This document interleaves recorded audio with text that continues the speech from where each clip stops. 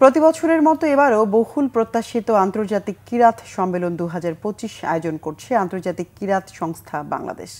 আগামী 20 নভেম্বর বৃহস্পতিবার বাদ জোহর জাতীয় মসজিদ বায়তুল মোকাররমের পূর্ব চত্বরে এই সম্মেলন শুরু হবে।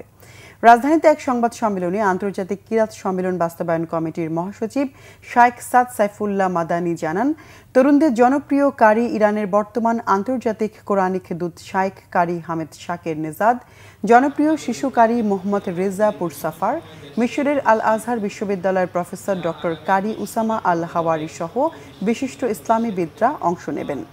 ইরান, মিশর, সৌদি আরব, পাকিস্তান, ইংল্যান্ড, ভারত ও বাংলাদেশ সহ বিশ্বের বিভিন্ন দেশের খ্যাতিমান কারিগণ উপস্থিত থাকবেন এবার সম্মেলনে। অনুষ্ঠানে প্রধান অতিথি থাকবেন ধর্ম বিষয়ক উপদেষ্টা অধ্যাপক ডক্টর আফম খালিদ হোসাইন। 3 ঘণ্টার অনুষ্ঠানটি সরাসরি সম্প্রচার করবে ইরানের রাষ্ট্রীয় টেলিভিশন।